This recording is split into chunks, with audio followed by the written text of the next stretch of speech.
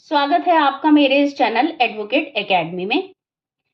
चलिए आज हम पढ़ेंगे रिट्स के बारे में। रिट्स 5 प्रकार की होती है, उसमें से एक रिट के बारे में हम पढ़ेंगे। इससे पहले कि मैं अपनी वीडियो को शुरू करती हूँ, क्यों ना इसको एक कहानी की तरह एक मोड़ ले लिया जाए, जिससे पढ़ाई करना बहुत आसान हो जाएगा।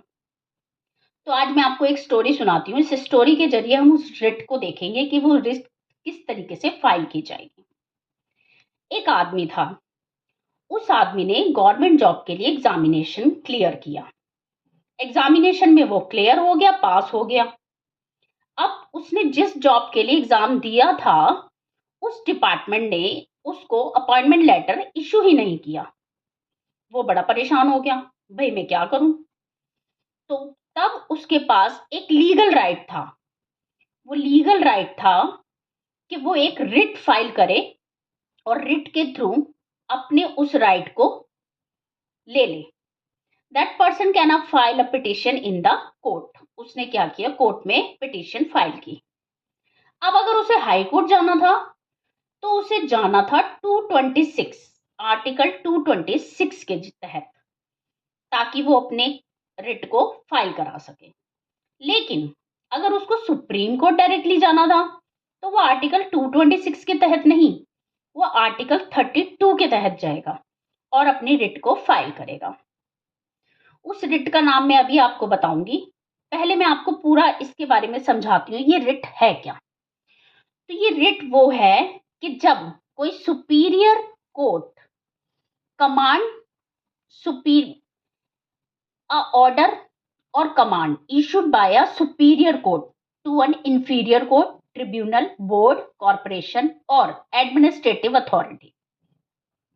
ये एक ऐसा ऑर्डर है, कमांड है जो इशू होती है सुपीरियर कोर्ट के द्वारा इंफीरियर कोर्ट को, ट्रिब्यूनल को, बोर्ड को, कॉर्पोरेशन को और एडमिनिस्ट्रेटिव अथॉरिटी को, और even to a person requiring them to perform a specific duty. अगर कोई स्पेसिफिक ड्यूटी परफॉर्म करवानी है तो एक इवन एक पर्सन को भी ये के अगेंस्ट भी ऑर्डर पास हो सकता है।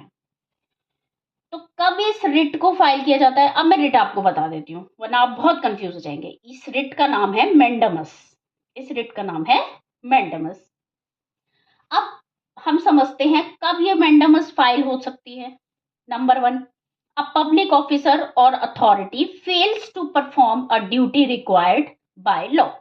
जो कानून के द्वारा रिक्वायर्ड ड्यूटी है उसको परफॉर्म करने के लिए जब कोई पब्लिक ऑफिसर, कोई अथॉरिटी फेल हो जाती है, उस कंडीशन में। नंबर 2, द ऑफिसर और authority refuse to perform a function which is legally assigned to them. अगर कोई ऑफिसर या कोई अथॉरिटी साफ मना ही कर देती है अपनी ड्यूटी को परफॉर्म करने के लिए, किसी फंक्शन को परफॉर्म करने के लिए जो कि लीगली असाइन होता है। नंबर 3, अ पर्सन्स लीगल और fundamental right is being violated. अगर किसी मनुष्य के फंडामेंटल राइट्स उससे इन्फ्रिक्ट किए जा रहे हैं तो भी इस रेमेडी के थ्रू फाइल किया जा सकता है suit. Against whom it can be issued. किसके अगेंस्ट, अभी हमने ये सारी बात समझ ली। whom कौन कर सकता है। It can be issued against the president और गवर्नर। किस किस के अगेंस्ट हो सकती है, इवन वो प्रेसिडेंट भी हो और गवर्नर भी हो, उनके अगेंस्ट भी ये फाइल हो सकती है। It can be issued against private individual. अगर कोई प्राइवेट इंडिविजुअल है, कोई प्राइवेट जॉब है या प्राइवेट सेक्टर में काम कर रहे हैं, उनके अगेंस्ट भी ये दायर हो सकती है। It can not be issued to interfere with judicial और लेजिस्लेटिव फंक्शन। लेकिन यहाँ एक एक्सेप्शन ये है, it cannot be issued to the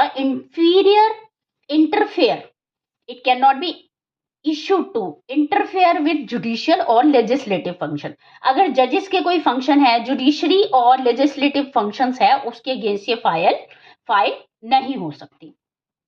The writ of mandamus is judicial command issued by a court to compel a public authority or officer to perform their legal duty। तो आपने समझा, mandamus को मैंने एक story की तरह आपको समझाया है। आई होप आप सबको ये समझ आ गई होगी।